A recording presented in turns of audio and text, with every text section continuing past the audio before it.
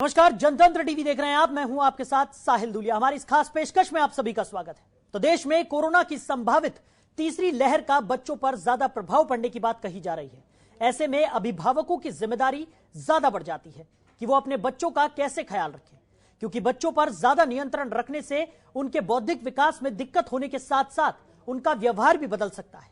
साथ ही अगर बच्चों में कोरोना संक्रमण फैलता है तो इससे देश की युवा पीढ़ी प्रभावित होगी, जिसका असर लंबे समय तक दिखेगा। हालांकि केंद्रीय स्वास्थ्य एवं परिवार कल्याण विभाग की तरफ से 16 पेज की एडवाइजरी जारी की गई है, जिसमें बच्चों को कोरोना से बचाव के लिए उठाए जाने वाले कदमों की जानकारी दी गई है। लेकिन इससे बचाव के लिए हरियाणा कितना तैयार है? दूसरी लहर में ऑक्सीजन, बेड, इंजेक्शन समेत कई स्वास्थ्य साधनों का बड़ा अभाव देखा गया। लेकिन तीसरी लहर से बचाव के लिए हरियाणा में किन चीजों की जरूरत है और उसकी तैयारियां क्या है, इस पर भी आज हम चर्चा करने वाले हैं। तो तीसरी संभावित लहर को लेकर चिंताएं अभी से बनी हुई नजर आ रही हैं और उसको लेकर कितना ज्यादा तैयार हरियाणा है, उसको लेकर आज हम इस खास पेशकश में चर्चा करने वाले हैं। हमारे साथ कई मेहमान भी जुड़ेंगे, साथ ही साथ बात करेंगे जिस तरीके से तमाम जो व्यवस्थाएं देखने को मिल रही है हरियाणा में और आने वाले समय में किस तरीके की व्यवस्थाओं की जरूरत है कोरोना संक्रमण को मात देने के लिए। इन तमाम पहलुओं पर हम आज चर्चा करने वाले हैं।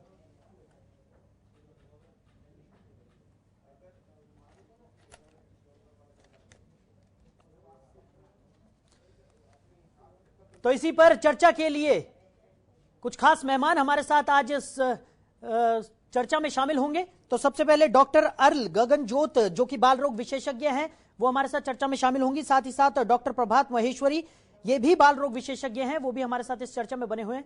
तो आप सभी मेहमानों का जनतंत्र टीवी में स्वागत है। सबसे पहला सवाल मेरा डॉक्टर गगनजोत आपसे रहेगा। जिस तरीके से तीसरी संभावित लहर की बात निकलकर सामने आ रही है और एक बड़ी चिंता का विषय यहां पर बन रहा है, क्योंकि इस बार कहा जा रहा है कि जो तीसरी लहर है वो बच्चों को ज्यादा संक्रमित करेगी, यानी कि बच्चों में ये जो संक्रमण है वो ज्यादा देखने को मिलेगा। इसको लेकर क्या कहेंगे आप? जी बिल्कुल, ऐसा ही रिपोर्ट्स आ रही हैं कि तीसरी लहर जी बच्चों को ज्यादा संक्रमण करे, तो इसके लिए हमें तैयार रहना चाहिए। हाँ। और स्पेशली हमारे हॉस्पिटल्स हैं, हमारे जो प्राइवेट और गवर्नमेंट हॉस्पिटल्स हैं, उनकी तैयारी पूरी होनी चाहिए। उनके लिए हमारे पास आईसीयू बेड्स, ऑक्सीजन बेड्स और आइसोलेशन बेड्स तैयार रहने चाहिए। मैं आपको एक बात बताना चाहूंगा कि बच्चे दो तरह के वार्ड्स में रह सकते हैं। एक छोटे बच्चे जो 28 दिन से छोटे होते हैं, वो छोटे बच्चे वाले वार्ड में मतलब एनआईसीयू में रहते हैं, और जो बड़े बच्चे होते हैं उनसे वो पीआईसीयू मतलब पीडियाट्रिक इंटेंसिव केयर यूनिट में रहते हैं, जिनको आईसीयू बेड की जरूरत होती है। तो हमारे को दोनों ही जगह पे एनआईसीयू में और पीआईसीयू में और नॉर्मल बेड्स, पीडियाट्रिक वार्ड के बेड्स और एसएनसीयू के बेड्स की बढ़ोतरी करनी चाहिए। और साथ ही साथ में हमारे ऑक्सीजन की कंजम्पशन क्योंकि बढ़ सकती है, तो पहले से ही हर जगह ऑक्सीजन सिलेंडर या ऑक्सीजन कंसंट्रेटर्स या फिर सेंट्रल ऑक्सीजन का इंतजाम पहले रखना चाहिए।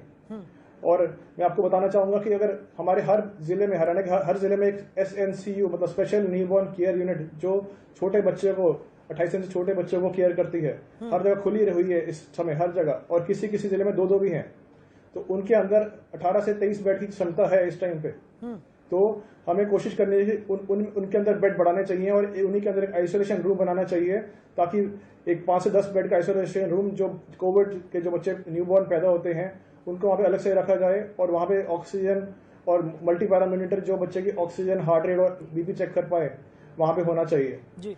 तो अगर हम बेड नहीं बढ़ाएंगे तो आगे जाके समस्या बढ़ सकती है। उसी के साथ साथ हमें बच्चों के लिए सीपैप और वेंटिलेटर की सुविधा भी होनी चाहिए। और जो हमारे बड़ों में हम नेजल मास्क यूज करते हैं ऑक्सीजन देने के लिए, वो छोटे बच्चों में इस्तेमाल नहीं कर सकते। तो हमें छोटे बच्चे के साइज के हिसाब से और वजन के हिसाब से नेजल प्रॉन्ग्स या ऑक्सीजन मास्क या ऑक्सीजन प्रॉन्ग्स का इस्तेमाल करना चाहिए जी। दो और मेहमान हमारे साथ इस चर्चा में शामिल हो गए। बड़े बच्चे हैं जैसे पीआईसीयू में, जिनको जी जी जी डॉक्टर साहब अपनी बात पूरी कर लीजिए आप। तो जैसे पीआईसीयू है जिसमें बड़े बच्चे हो, हाँ। जी, जैसे पीआईसीयू जैसे बड़े बच्चे होते हैं, उनके अंदर भी हमारे को पूरे बेड और oxygen mask, concentrator, central oxygen, साथ में जो दवाइयां चाहिए हमारे को, जैसे पैरासिटामोल चाहिए, फ्लूइड चाहिए, आईवी फ्लूइड चाहिए, शॉक में देने के लिए अगर बच्चे का बीपी लो होता है बीपी की दवाई चाहिए, स्टेरॉइड चाहिए अगर किसी बच्चे को जिनमें जरूरत पड़ती है, तो उसका स्टॉक हमारे को पहले से ही रेडी रखना चाहिए। ठीक। दो और मेहमान हमारे साथ जुड़ गए हैं। डॉक्टर तरुणा जो कि मनोचिकित्सक हैं, वो भी हमारे साथ इस चर्चा में शामिल हुई हैं। साथ ही साथ हमारे पीएचएच एडिटर आशीष अग्रवाल जी भी हमारे साथ जुड़ गए हैं। आप दोनों का भी बहुत बहुत स्वागत है इस चर्चा में। तो डॉक्टर तरुणा, मेरा सवाल आपसे रहेगा, मनोचिकित्सक आप हैं और जिस तरीके से ये तीसरी लहर को लेकर जो बातें निकलकर सामने आ रही हैं कि बच्चों को ज्यादा प्रभावित ये करने वाली है, इससे कितना ज्यादा असर देखने को मिल रहा है लोगों के मन मस्तिष्क पर? देखिए, लोगों के मन मस्तिष्क पर बहुत गहरा प्रभाव हमें कोविड-19 का देखने को मिला है और हम सभी देख भी रहे हैं अपने सराउंडिंग जी। हमें इस समय में बच्चों की इमोशनल वेलबींग का बहुत अच्छे से ध्यान रखना है। इमोशनल वेलबींग, यदि हम बच्चे को किसी बड़े से, एडल्ट से कंपेयर करें तो बच्चा, उसमें इतनी समझ नहीं है कि वह अपने इमोशंस को, अपनी फीलिंग्स को एक्सप्रेस कर सके। हमें ऐसा वातावरण, ऐसी सौम्यता बच्चे को प्रोवाइड करनी होगी जिससे बच्चा खुलकर अपनी फीलिंग को, अपने इमोशंस को एक्सप्रेस कर सके जी। और पर्टिकुलरली हमें इस समय में जरूरत है कि बच्चों को नेगेटिव माहौल से दूर रखें, उनके साथ पॉजिटिविटी और ऐसी स्टोरीज शेयर करें जो उनके अंदर होपफुलनेस को बढ़ाएं, होप को बढ़ाएं और उनको होपफुल बनाएं जी।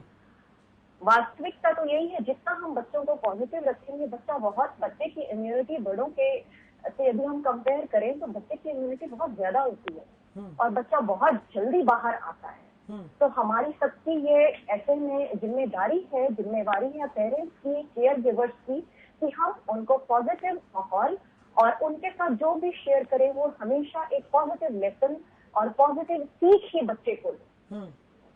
और दूसरा, बच्चों में ग्रैटिट्यूड, हर चीज को, हर समय को, जो भी उनके पास है, उनको वो थैंकफुलनेस की जो हम उनके अंदर एक हैबिट इस समय में यदि हम कल्टीवेट करते हैं, ये बच्चों को रिजिलियंट बनाती है और बच्चा किसी भी परिस्थिति में इन दोनों जी चीजों की सहायता से, दोनों विशेषताओं की सहायता से बाहर। हमारे पीएचएच एडिटर आशीष अग्रवाल भी हमारे साथ बने हुए हैं। आशीष जी, जिस तरीके से हम प्रदेश की अगर स्थिति की बात करें, इस वक्त दूसरी लहर का प्रकोप पूरे देश भर ने झेला है और अब तीसरी लहर को लेकर जिस तरीके की बातें निकलकर सामने आ रही हैं, आपने हमारे दो और मेहमान जो हमारे साथ जुड़े हुए थे उनकी भी बातें सुनी और जिस तरीके का माहौल एक बनता हुआ नजर आ रहा है तीसरी लहर को लेकर, बच्चों को खासकर ये संक्रमित करने की बात निकलकर सामने आ रही है कि जो तीसरी लहर है उसमें बच्चे ज्यादा प्रभावित होंगे, बच्चों को ज्यादा दिक्कत यहां पर होने वाली है। तो किस तरीके की तैयारियां प्रदेश में हैं और क्या कुछ देखने को मिल रहा है? देखिए, सबसे पहले तो साहिल, मैं आपको बता दूं कि हर कोई यही प्रार्थना कर रहा है कि तीसरी लहर ना आए, क्योंकि दूसरी लहर ने ही जो मंजर दिखाया है वो काफी डरावना था। लेकिन एहतियातन सरकार सभी तैयारियां करने का दावा कर रही है। हरियाणा का जो स्वास्थ्य विभाग है वो लगातार ये दावा कर रहा है कि तीसरी लहर को लेकर तमाम जो तैयारियां हैं वो अभी से शुरू कर दी गई हैं और जो जो जरूरी कदम है वो सभी उठाए जा रहे हैं। लेकिन आज सबसे बड़ा सवाल यही है जो हम भी उठा रहे हैं कि आखिर अगर तीसरी लहर आती है तो हरियाणा में ऐसी स्थिति से निपटने के लिए धरातल पर किन किन संसाधनों की जरूरत होगी जो कि स्वास्थ्य विभाग से जुड़े हुए हैं, स्वास्थ्य सेवाओं से जुड़े हुए हैं। अमूमन दूसरी लहर में हमने देखा कि जितने भी डॉक्टर्स थे उन सभी को कोरोना मरीजों की ड्यूटी पे लगा दिया गया। लेकिन तीसरी लहर में दावा ये किया जा रहा है कि इसका असर बच्चों पर ज्यादा हो सकता है। तो ऐसे में सबसे बड़ा सवाल ये खड़ा हो रहा है कि अगर बच्चों के ऊपर तीसरी लहर घातक होगी तो बच्चों के लिए सिर्फ चाइल्ड स्पेशलिस्ट डॉक्टर होते हैं। जो दूसरे एमडी मेडिसिन की बात करें, हम फिजिशियंस की बात करें या किसी और स्ट्रीम के डॉक्टर्स की बात करें, वो उतनी एक्सपर्टीज के साथ जो बच्चे हैं उनको वो टैकल नहीं कर पाएंगे। तो सबसे पहला और सबसे बड़ा विषय यही है जो मैं व्यक्तिगत रूप से समझता हूं कि इस वक्त डॉक्टर जो चाइल्ड स्पेशलिस्ट हैं उनकी संख्या पर्याप्त होनी चाहिए हरियाणा में अगर ऐसी स्थिति आती है, क्योंकि अगर चाइल्ड स्पेशलिस्ट पर्याप्त मात्रा में नहीं होंगे तो सबसे बड़ा जो संकट है वो यहीं पर खड़ा हो जाएगा कि अगर मरीज ज्यादा हुए, डॉक्टर कम हुए तो कैसे हम स्थिति को संभालेंगे। नंबर एक बात। नंबर दो बात ये कि जो बच्चे होते हैं अमूमन हम देखते हैं कि न्यू बॉर्न बेबी से लेकर 5 साल, 8 साल, 10 साल तक के बच्चों की अगर हम बात करें, वो बड़े सेंसिटिव होते हैं। उनको संभालने के लिए स्पेशल यूनिट्स चाहिए होते हैं। NICU वार्ड्स हालांकि अस्पतालों में है, लेकिन जितने संसाधन वहां पर चाहिए, वेंटिलेटर्स की बात कीजिए, ऑक्सीजन की बात कीजिए, तमाम दूसरी दवाइयों की बात कीजिए, वो अभी मुझे लगता है कि पर्याप्त नहीं है। चाहे सरकार या स्वास्थ्य विभाग जितने मर्जी दावे कर रही है, तो उनको पर्याप्त मात्रा में कैसे पूरा किया जाए, इसके लिए मुझे लगता है कि जो हरियाणा के तमाम सीनियर्स ऐसे चाइल्ड स्पेशलिस्ट हैं, उनके साथ एक बैठक करके सरकार को और स्वास्थ्य विभाग को एक पूरा एक्शन प्लान तैयार करना चाहिए कि हमें ग्राउंड पे किन किन चीजों की जरूरत है। अगर हम ग्राउंड पे जिन जिन चीजों की जरूरत है उसका अभी से एक्शन प्लान नहीं तैयार करेंगे, तो आप मानकर चलिए कि अगर तीसरी लहर का सामना हरियाणा, मैं समझता हूँ कि ना सिर्फ हरियाणा बल्कि देश को करना पड़ गया, तो ऐसी स्थिति से उबरना हमारे लिए और ज्यादा घातक होगा। क्योंकि दूसरी लहर में जितनी समस्याएं हमने झेली वो किसी से छिपी हुई नहीं है।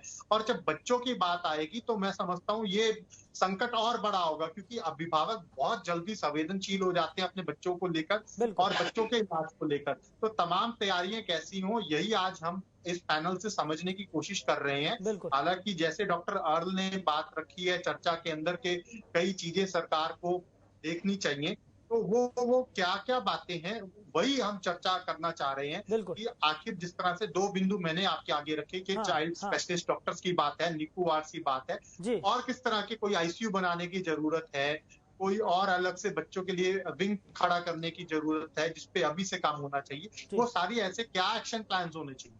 जी, डॉक्टर प्रभात महेश्वरी भी हमारे साथ जुड़े हुए हैं, उन्हें भी चर्चा में शामिल कर रहे हैं। प्रभात जी, जिस तरीके से तमाम बातें आपने सुनी और तमाम चीजों की यहाँ पर जरूरत निकलकर सामने आ रही है, और बच्चों को लेकर अगर बात की जाए तो बच्चों के लिए ज्यादा सावधानी बरतने की जरूरत है, क्योंकि बच्चों के लिए खास तरीके की यहाँ पर ध्यान रखा जाना जरूरी हो जाता है, अभिभावकों के लिए भी और डॉक्टर्स के लिए भी, अगर इस तरीके का संक्रमण उन्हें अपनी चपेट में लेता है। तो क्या लगता है आपको, कैसे बचाया जा सकता है बच्चों को?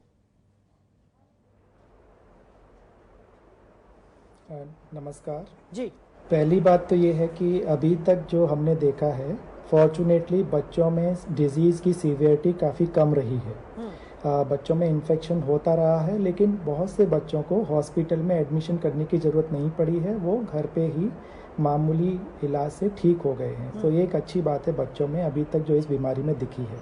अब हम ये भी जानते हैं कि बच्चों की वैक्सीन अभी अवेलेबल नहीं है हमारी कंट्री में, तो हम वैक्सीनेट करके उनको प्रोटेक्ट कर पाएंगे ऐसा वेरी नियर फ्यूचर में पॉसिबल नहीं है। तो उनको प्रोटेक्शन करने का तरीका है कि जो एडल्ट्स हैं घर में वो उनको वैक्सीनेट हो जाएंगे तो वो पास ऑन इन्फेक्शन का कम करेंगे। दूसरी बात ये है कि बच्चों को भी आजकल कोविड अप्रोप्रिएट बिहेवियर का पता है और वो शायद बड़ों से ज़्यादा बेटर उसको कोविड अप्रोप्रिएट बिहेवियर को फॉलो करते हैं, तो वो हमें उस पर और रीइंफोर्स करना है जिसकी वजह से वो अपने आप को प्रोटेक्ट कर सकें।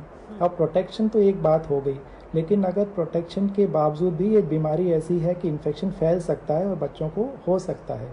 अगर खुदा न खास्ता ये ज़्यादा बढ़ता है और ज़्यादा बच्चों को बीमार करता है तो उसके लिए हमें अपने रिसोर्सेज को थोड़ा सा इम्प्रूव करना पड़ेगा। जो उसकी तैयारी हर स्तर पे चल रही है, वो प्राइवेट सेक्टर हो या गवर्नमेंट सेक्टर हो, हर प्राइवेट हॉस्पिटल भी आजकल बच्चों की जो वार्ड्स हैं या ICUs हैं उनकी कैपेसिटी बढ़ा रहे हैं। साथ ही साथ सरकार भी, जैसे कल ही डिस्ट्रिक्ट एडमिनिस्ट्रेशन के साथ हमारी बात हुई थी, यहाँ के जो DC साहब हैं गुड़गांव के, उन्होंने भी सलाह मांगी थी कि कैसे उसको अपग्रेड किया जाए, कुछ और सेंटर बना सकते हैं क्या, तो उस स्तर पे भी काम चल रहा है। तो हमारी उम्मीद है कि बिना किसी ज़्यादा परेशानी के अगर तीसरी लहर बाकी में आती भी है तो हम उसको टैकल कर पाएँ। और उसके लिए जैसा अभी मेरे को पैनलिस्ट ने बताया कि चाइल्ड स्पेशलिस्ट की ज़रूरत होती है। फॉर्चुनेटली हम ये कह सकते हैं कि गुड़गांव में चाइल्ड स्पेशलिस्ट का नंबर सफिशिएंट है, और वो हम जो हमारी जो ग्रुप है इंडियन एकेडमी ऑफ पीडियाट्रिक्स के जो हरियाणा ब्रांच है, उसमें सारे लोगों में ये डिस्कशन, ये CMEs और ये अपग्रेडेशन ऑफ नॉलेज होता रहता है, और वो सभी लोग इस तरह से तैयार हैं कि जो अगर दिक्कत आएगी तो कोविड का मैनेजमेंट बच्चों में बखूबी कर सकेंगे। मैं एक ही बात इसमें और ऐड करना चाहूँगा कि ये बात को थर्ड वेव की बहुत ज़ोरों शोरों से चल रही है और इस पर चर्चा भी हो रही है और ये प्रिपरेशन करना अच्छी बात है, लेकिन मैं एक कहना चाहूँगा कि हमें प्रिपरेशन तो करना है, कॉशन रखना है, बट पैनिक नहीं करना है, क्योंकि ऐसी कोई विशेष संभावना ऐसी नहीं है कि एकदम से कैटेस्ट्रोफी हो जाएगी और सिर्फ बच्चों को ही इन्फेक्ट करेगी। हाँ, जितने नंबर बढ़ेंगे तो बच्चों के भी बढ़ेंगे, और जिस अनुपात से एडल्ट्स के बढ़ रहे हैं बच्चों के भी बढ़ेंगे। तो हमें उसके लिए प्रिपरेशन करना है, क्योंकि बच्चों के मन पे ये प्रभाव अभी से पड़ने लगा है कि भाई ये थर्ड वेव आएगी और हमको इन्फेक्ट करेगी। और न्यूज़ देखते हैं, चैनल्स देखते हैं, तो उसमें हमें यही रिएश्योर करना है कि वी आर गेटिंग देयर, अपने आप को प्रिपेयर कर रहे हैं और होपफुली सब चीज़ ठीक हो जाएगी। जी डॉक्टर प्रभात, बिल्कुल सही कहा आपने कि पैनिक सिचुएशन यहाँ पर क्रिएट होती हुई नजर आ रही है और पैनिक करने से जो स्थितियां हैं वो और ज्यादा यहाँ पर बिगड़ जाती हैं। हालांकि सावधानी बरतने की जरूरत है, किसी भी तरह से घबराने की जरूरत यहाँ पर नहीं है। तो इस चर्चा को हम जारी रखेंगे। फिलहाल और हरियाणा प्रदेश में क्या स्थिति है, किस तरीके का तैयारियां वहां पर देखने को मिल रही हैं, उसी को लेकर हम चर्चा कर रहे हैं। तमाम मेहमान हमारे साथ जुड़े हुए हैं। ब्रेक से पहले जिस तरीके से हमने बात की तो साफ तौर पर यही निकलकर सामने आया कि पैनिक करने की जरूरत यहां पर नहीं है, यानी घबराने की जरूरत किसी भी तरह से नहीं है, सिर्फ और सिर्फ सावधानियां बरतने की जरूरत है। हमारे साथ डॉक्टर तरुणा लगातार बनी हुई है, मनोचिकित्सक हैं। डॉक्टर साहिबा, जिस तरीके से अभी आपने सुना, हमारे पैनल पे जितने भी डॉक्टर्स हमारे साथ बैठे हैं उनका भी यही कहना है कि जब बच्चों की बात आती है तो अभिभावक जो हैं वो काफी ज्यादा इमोशनल हो जाते हैं और काफी ज्यादा घबराने लगते हैं, क्योंकि अपने बच्चों को लेकर उनका जो एक मानसिक स्थिति होती है वो कहीं ना कहीं इससे प्रभावित हो रही है। जिस तरीके से हम लगातार देख रहे हैं कि कोरोना की तीसरी लहर की बात निकलकर सामने आ रही है और बच्चों को ज्यादा प्रभावित करेगी, उससे उनकी जो एक भय का माहौल यहां पर बनता हुआ नजर आ रहा है, उसको लेकर क्या सजेशन देना चाहेंगे आप? देखिए, ये बिल्कुल सही है कि फियर, कोविड में को जितना फियर और वास्तविकता भी है, यदि हम अभी अपने सराउंडिंग्स में देखें तो पैनिक की जब हम बात कर रहे हैं, कोई भी सिचुएशन वो पैनिक नहीं करना चाहिए। ये बात हमें अपने सामान्य व्यवहार में भी हमेशा ध्यान रखनी चाहिए कि बच्चा जो है, जितनी स्ट्रॉन्ग ऑब्जर्वेशन बच्चे की होती है, बच्चे के ऑब्जर्वेशन के स्किल्स बहुत ज्यादा शार्प होते हैं। बच्चा ऑब्जर्वेशन से बहुत कुछ सीखता है। बच्चा जब ये ऑब्जर्व करता है कि पेरेंट्स घबराए हुए, तो ये जो है बच्चे की मानसिक स्थिति के ऊपर एक बहुत गहरा प्रभाव छोड़ता है। तो ये मेरा मैसेज है बच्चे, पेरेंट्स के लिए, केयर गिवर्स के लिए, चाहे कुछ भी हो, बच्चों को अपनी घबराहट जाहिर ना होने जी। बच्चों से खुशी से, पॉजिटिविटी से और happy and healthy story making forms में बच्चों को समझाइए। बच्चे सब जानते हैं कोविड एप्रोप्रिएट बिहेवियर, बच्चे बहुत अच्छे से फॉलो कर रहे हैं, दे नो अबाउट कोविड। ऐसे में यदि आप घबराहट अपने चेहरे पर दर्शाएंगे तो बच्चा कोविड से नहीं डरेगा, वो इस बात से डर जाएगा कि पेरेंट्स बहुत घबराए हैं, तो कुछ ना कुछ तो सीरियस है।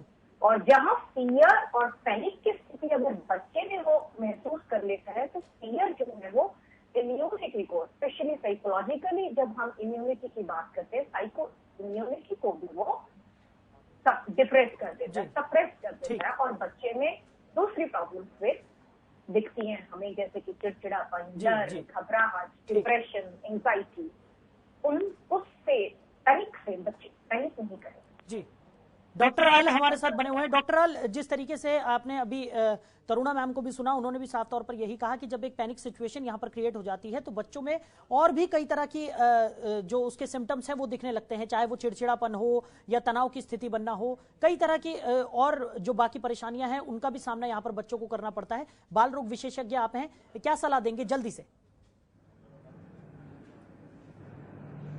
बिल्कुल, मैं कहना चाहूंगा कि आपको बच्चे के लिए फैमिली टाइम निकालना पड़ेगा। आप पूरी फैमिली मिलकर बैठिए, मिलकर बात करिए, अपनी जो भी प्रॉब्लम्स है मिलकर डिस्कस करिए। फैमिली टाइम में खाने के टाइम साथ रहिए बच्चे के।